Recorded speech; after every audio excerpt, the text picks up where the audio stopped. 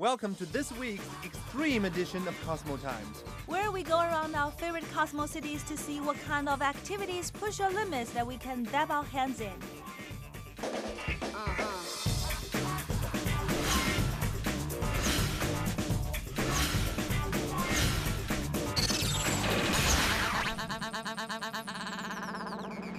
Cosmo Times.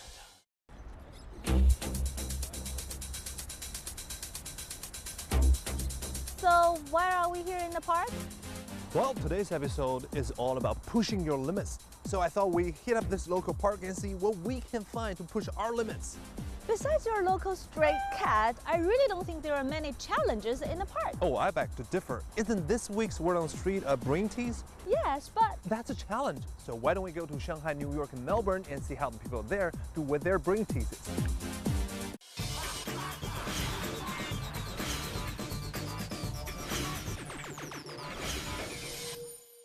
New York is classically funny, and so are its brain teasers. I'm hitting the streets to ask people my special riddle.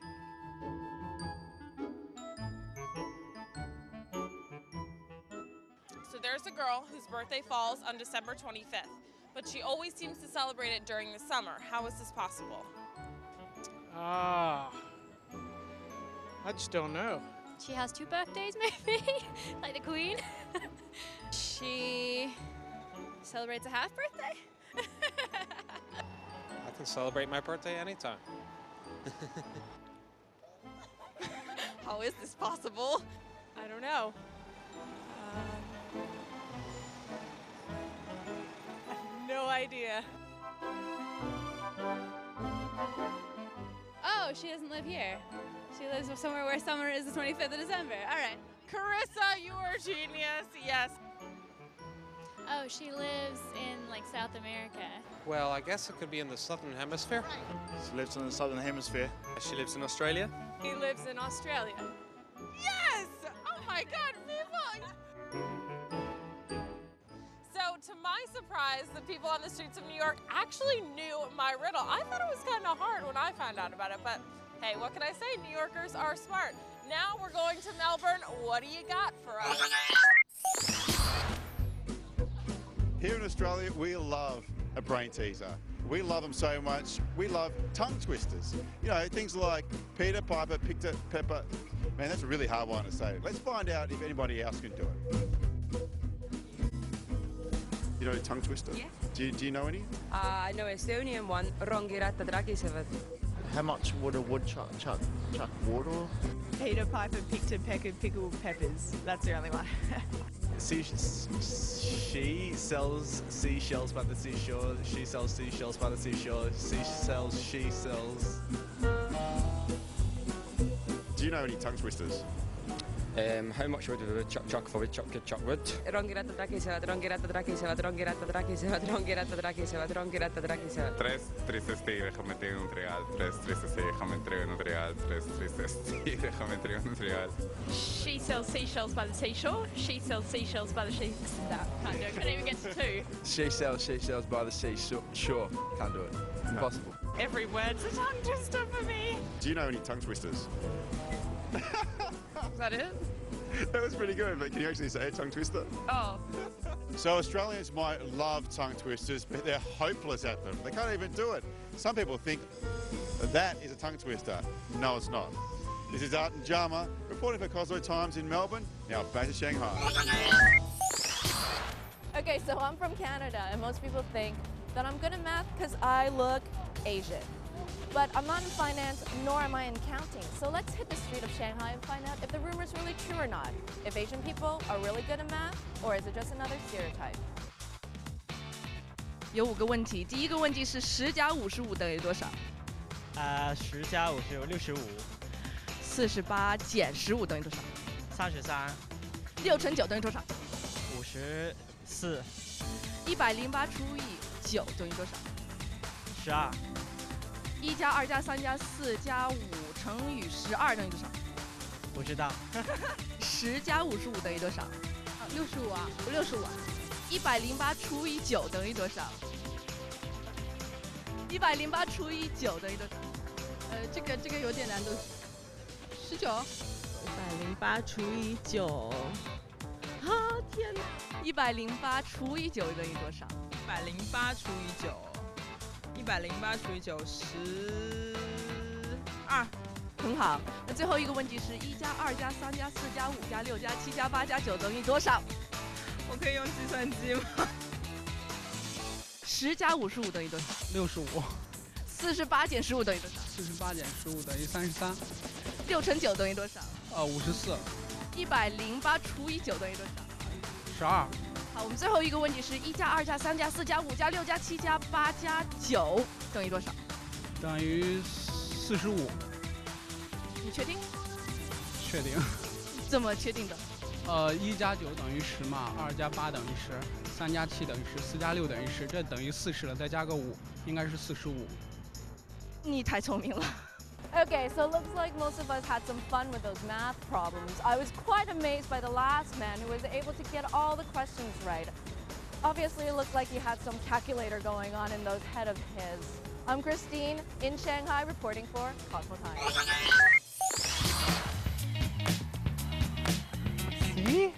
See, I told you there are challenging things here.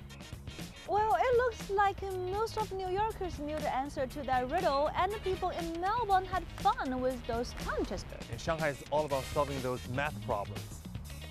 This is awesome. Why do I feel like I'm babysitting all of a sudden? Time to take a break. But when we come back, we'll find out what challenging activities push a limit in LA, New York, and Shanghai.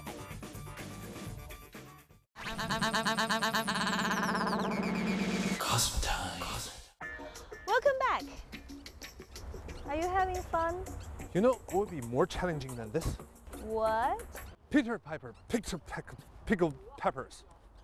Let's go to LA City Search and see what challenging activities they have found over there. Pickled peppers.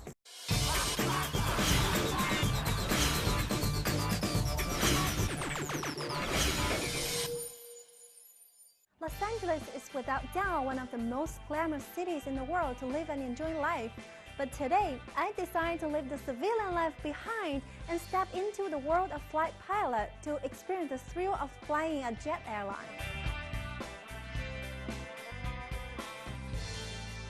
We're in Anaheim, California, and we're all about aviation here. And we have several programs, but what you're sitting or standing in front of right now is our F-16 cockpits, where guests who come here are able to fly a jet fighter simulator and perform aerial combat and try to shoot each other down. We are in a Boeing 737-800 NG simulator. NG stands for Next Generation. Basically, this is the full cockpit of what you'd see in the Boeing 737 aircraft. Up front, we have all the instrumentation displays. They're all LCD. That's why the aircraft's been given the Next Generation call sign there. All the avionics here used to be analog equipment. They were actually physical pieces of hardware. Everything is all LCD monitors up front, and this is what the pilots are actually focusing on most of the trip. You notice much of the panel down here is a lot bigger than the area we're looking out the window. All the time they spend focusing is actually done down below where all the instrumentation happens. So what's the general process like? If I want to fly this jet, what should I do here? Well, what we'll do is we will take you through a quick 30-minute briefing where we'll teach you how to use our simulators, scaled down. Once we're done with that briefing, we'll bring you out into the cockpits, we'll load you in, and would spend about 5 to 10 minutes practicing, getting familiar, acclimated to the controls. We're not just going to throw you in and leave you alone. We're going to go ahead and do our takeoff here out of LAX runway 7 right. The aircraft is pretty much ready to go. The brakes are released. We're going to start throttling up, and the aircraft's going to start rolling. So what I'm doing right now is I'm advancing the thrust lever slowly, and I'm looking right here at my display for 40%. All right, once we get 40%, the aircraft's starting to move slightly. I'm going to hit takeoff, okay? The throttles are going to move on their own. And now we're rolling down the runway. So now I'm looking out the window, keeping the aircraft centered, and I'm also looking at my airspeed right now because that's climbing, okay? So we're in takeoff mode right now. We're accelerating through about 80 knots. Now we're considered the high-speed phase of the takeoff. All All right, and we're going to start rolling through 100 knots here relatively soon. Coming up to V1. Now we're going to start rotating the nose into the air. Now we're going to start climbing. All right, we have a positive rate of climb. The landing gear is no longer on the ground, so we're going to go ahead and raise the wheels up now with the landing gear lever all the way up, and we're airborne. So in your opinion, why do you think Flight Simulator could be a challenging and interesting program for people maybe in California? Well, it's because it's something unique. It's not something where you're passive and you just sit in it and you're along for the ride. You actually have to control the aircraft. You are controlling it. You are flying it. So what you do determines where this aircraft goes. If you do nothing, your aircraft will crash into the ground. But your goal is simply to turn, find other aircraft in the sky, and shoot them down. A lot of people think there's quite a big difference between the captain's seat and the first officer's seat. While that is true, the captain still has the final decision on any matter in the aircraft. They actually kind of share the same duties all the time. So everybody thinks the captain always flies the airplane, and that's actually not true. On a typical shift of a flight crew up front here, say they fly to 4 different airports during their day, okay, the captain will fly once, then the first officer, then the captain again, and then the first officer. So during those 4 flights, they both fly evenly twice. The captain has the final say-so because he's sitting in the left seat. If I see something the first officer's doing that I find is not safe, I can take control over immediately from him. I can tell him, I'm flying, it's my airplane, and he will sit back and relinquish the controls. Who are looking for something unique, something different to do. We have here in California a lot of attractions here, and we have worked really hard to put ourselves near the top 5 attractions here in Anaheim. If you're up for a great challenge, try to advance the scenario to test your skills and up the heart rate in Flight Simulator. I'm Xiwen, reporting from Los Angeles for Cosmo Times. Hey, this is almost like the flight simulator we just saw. 1 potato, 2 potatoes. Why potatoes? Because I'm dropping bags of potatoes to a refugee camp in Sahara Desert. Now that's challenging. I had to ask. Let's check out this week's New York City search. New Yorkers are an adventurous breed. Today we're taking this theory to new heights, literally. We head over to Trapeze School, New York, which teaches this aerial art to people of all ages. Events coordinator Nolan McHugh gives us some background on this high-flying activity. Basically, people see, things on TV, like with the circus. Circus is a big thing these days in the media, if you notice. And everyone, just hears about it and sees as they're driving along the West Side Highway sometimes, maybe even just walking up and down. And people, want to give it a shot, and we're here to let them do that. I love heights, but this is a whole different can of worms. Before I take to the bar, the coach gives me some Trapeze 101. He tells me to keep my hands straight and my knees bent on the jump. I'm so pumped for spring 2014. So I am all ready to go. I've got my belt on, I got some instruction from the instructors, and it's time for me to make my way up the ladder. Hopefully it's as trapeze as they make it look here. The beginning class, for everyone, you learn what's called a knee hang. And it is what it sounds like. You hang from your knees. Just basically, swing out. He says, put your legs up. You do. Take your hands off. You do. And then hands back up, legs down, and that's your knee hang. Nah, I'm a tall lady. I deal with heights every day. Okay.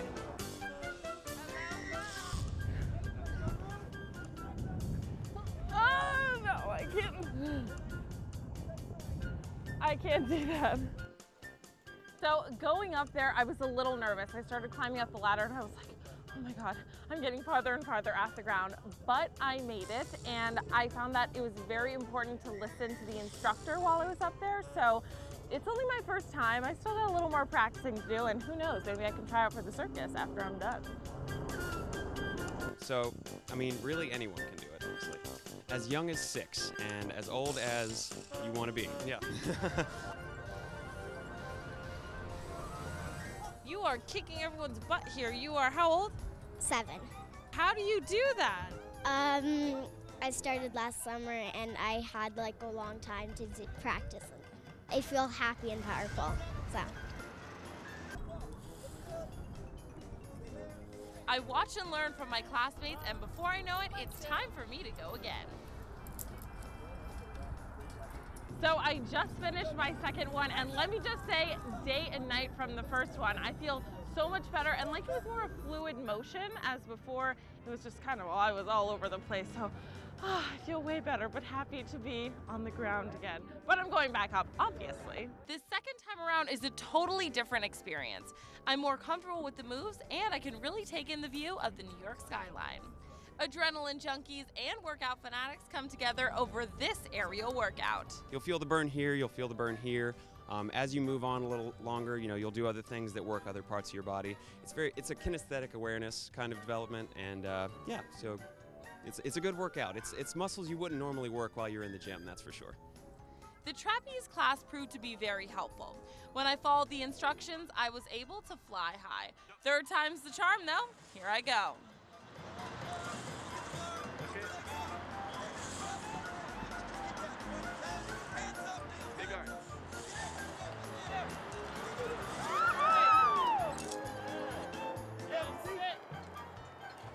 So there were many things that came into play here at my trapeze experience, one of them being my fashion.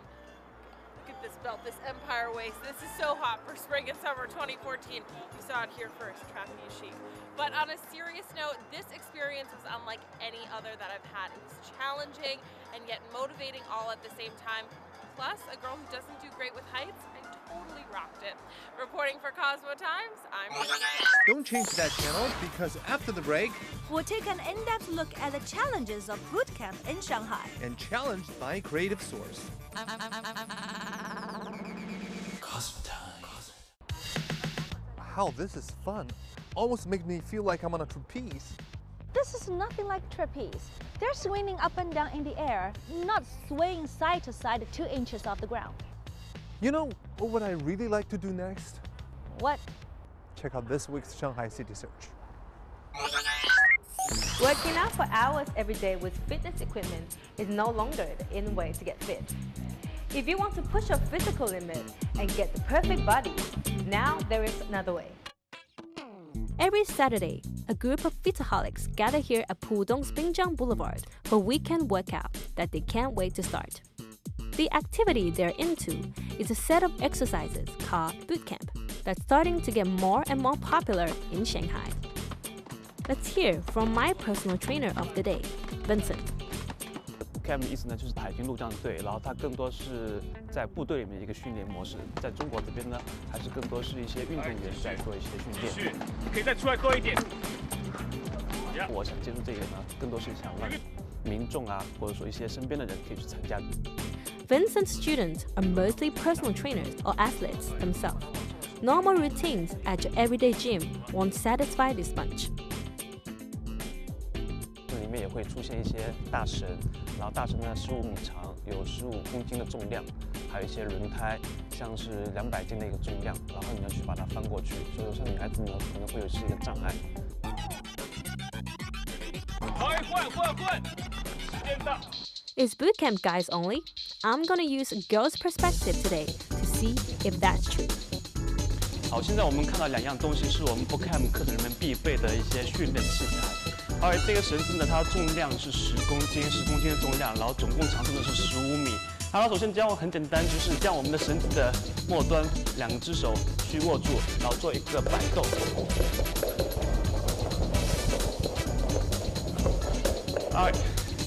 可以试一下，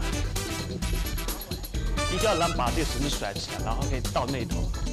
好。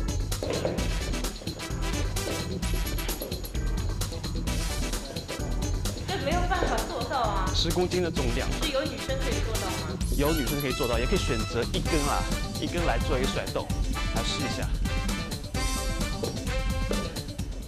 There is no way I can create that wave, not even just with one bird.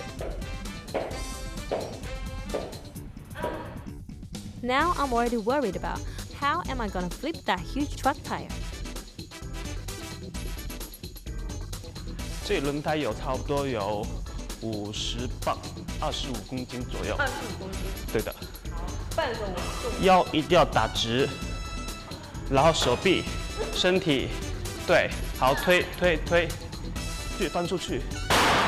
哇，鞭炮，放出去是没有声音的。为什么我会有声音呢？就是你有声音是它自己倒下去有声音的。如果你有冲击力的话，它肯定不可能是在一根面接触地面。Let's move on to our next movement, the medicine ball. 站起来的时候呢，举过头顶，下收紧，注意用力的时候呢往外吐气。对的，去完成10个，加油！5个，4个，3个，再一次推。对，很简单的一个动作，不是很简单吗？ I have to admit, the weight is pretty heavy for my size. Everything looks so easy for Vincent, but when I do it, it looks totally different. 对的，连续，它会练到你的手臂的三角肌。Bootcamp is no easy challenge, but it's the teamwork and camaraderie that keeps the customers coming back. You make friends while exercising, and most importantly, you become fit while having plenty of fun. This is Celia Liang reporting for Cosmo Times in Shanghai. You know what would be more challenging than boot camp? What? Being me. Why do you want to do that? Because I get to introduce creative source. Recently, the 7th You Are the Chef Awards ceremony, a joint effort and collaboration between ICS TV program You Are the Chef and the Grand Hotels magazine, was held in the Intercontinental Shanghai Expo. About 300 guests converge on the extravagant banquet, including general managers, directors of food and beverage, and executive chefs from over 100 international brand hotels throughout the country. It's also worth mentioning that the Shanghai Hatler's Hub Accessories provided 400 hats for the guests to choose from, and a very special one for every chef as a souvenir. 我觉得帽子其实不像以前单单的只是一个功能性上面的，那我觉得现在更多的跟着潮流、跟着时尚或者跟着个性，我相信美食也是有这一方面的需求，我觉得是一种相通。The annual You Are the Chef Awards ceremony recognizes talented chefs in China and usually takes place at the end of the year.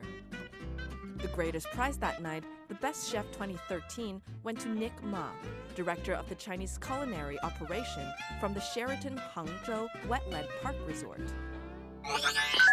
Well, that's the end of today's show, and I learned something extremely important today. What's that?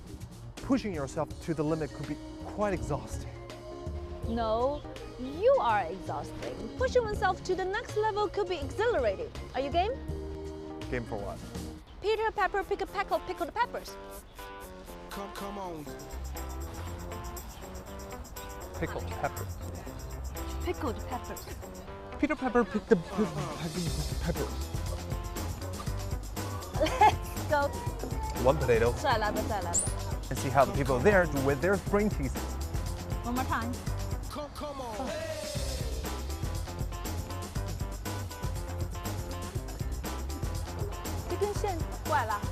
Go to New York, Shanghai, and Melbourne and see how the people there do with their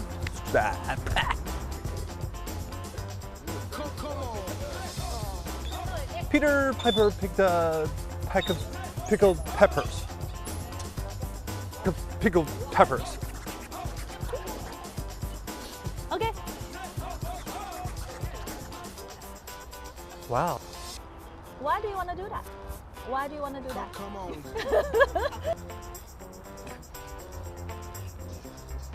Check out this week's Shanghai City Search.